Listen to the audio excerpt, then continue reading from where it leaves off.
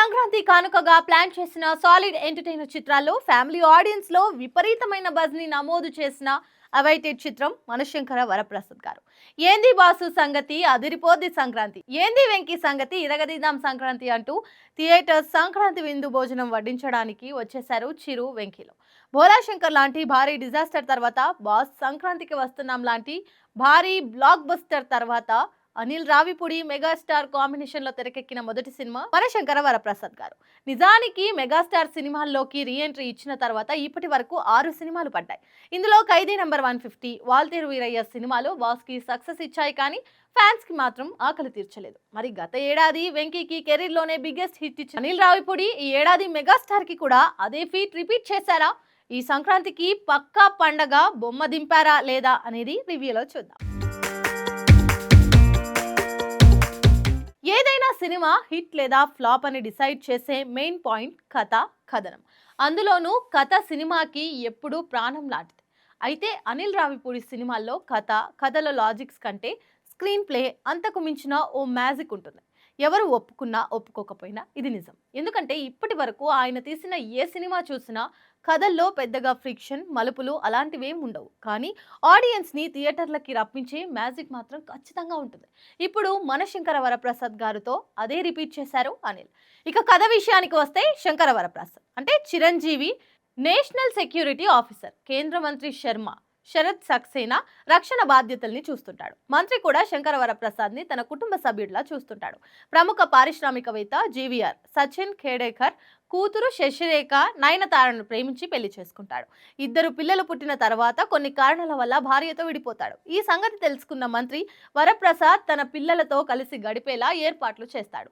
పీఈటీగా ఆ బోర్డింగ్ స్కూల్లోకి అడుగుపెట్టిన వరప్రసాద్ తన పిల్లలకు 2 పిల్లల ప్రేమను పొందడానికి చేసిన ప్రయత్నాలు ఫలించాయా? బిలీనియర్ అయిన శశిరేఖతో శంకర వరప్రసాద్ ఎలా ప్రేమలో పడ్డాడు? ప్రేమించి పెళ్లి చేసుకున్న శశిరేఖ, వరప్రసాద్ ఎందుకు విడిపోయారు? తనను అసహించుకునే భార్య మామల ఇంట్లో వరప్రసాద్ ఎలా తిష్టవేశాడు? తన భార్యను తిరిగి పొందాలని వరప్రసాద్ చేసిన ప్రయత్నాలు వర్కౌట్ అయ్యాయా? శంకర వరప్రసాద్ ఫ్యామిలీ డ్రామాలో కర్ణాటకకు చెందిన mining business man Venky Goud పాత్ర ఏమిటి?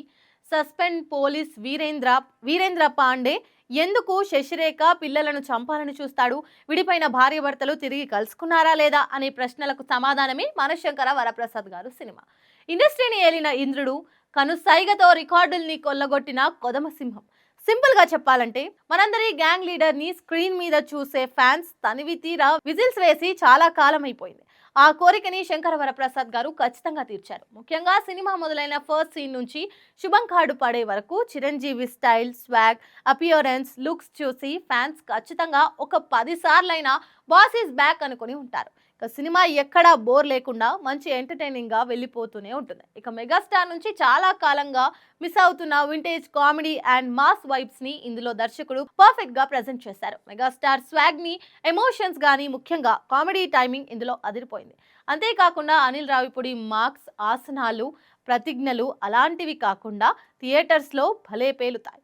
ఫస్ట్ హాఫ్ లో అయితే సాలిడ్ హిలేరియస్ సీక్వెన్స్లు ఒకదాని తర్వాత ఒకటి పడుతూనే ఉంటాయి. ఒకవైపు కామెడీని, మరోవైపు హీరోయిజాన్ని అవలీలగా మోస్తూ ఒకప్పుడు మనం చూసిన అదే మెగాస్టార్ల వింటేజ్ చిరంజీవిలా కనిపించారు. ఇక ముఖ్యంగా ఆయన ఇందులో పండించిన comedy, fun, emotions, mass elements చూసే కామెడీ మాత్రం జై చిరంజీవ, అందరివాడు లాంటి సినిమాల్ని మరోసారి గుర్తు చేశాయి. ఫస్ట్ హాఫ్ లో కామెడీ సన్నివేశాలను అద్భుతంగా పండించడమే కాకుండా ఫాదర్ సెంటిమెంట్ తో ఆకట్టుకున్నాడు. ఇక డాన్స్ అంటే బాస్ గురించి ప్రత్యేకించి చెప్పక్కర్లేదు.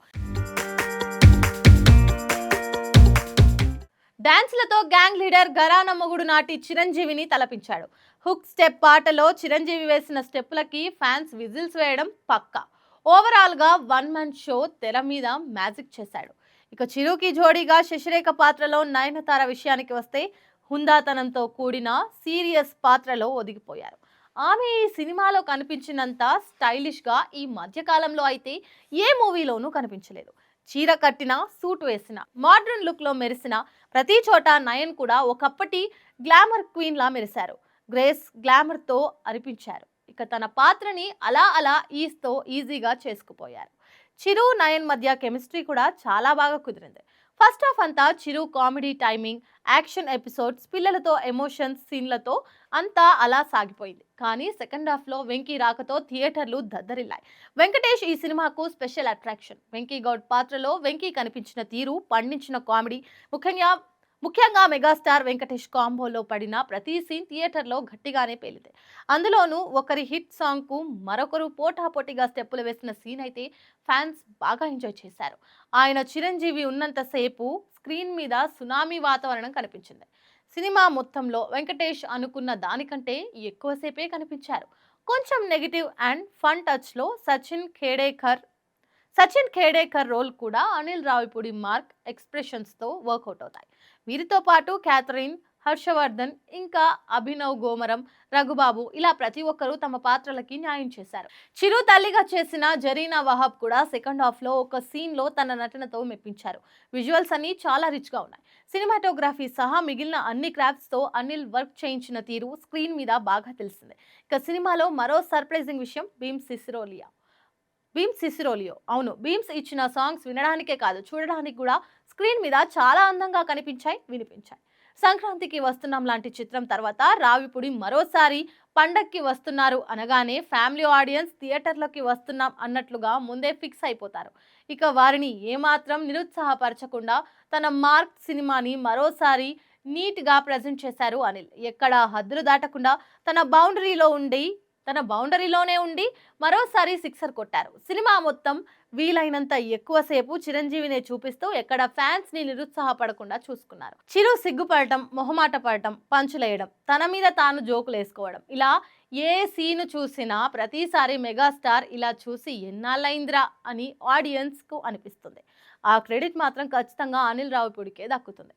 ఇక మొత్తంగా చూసుకున్నట్లయితే పండక్కి వచ్చిన మనశంకర వరప్రసాద్ గారు తమ కోసం థియేటర్స్కి వచ్చిన ఆడియన్స్ని ఏమాత్రం డిసప్పాయింట్ చేయకుండా పంపుతున్నారు.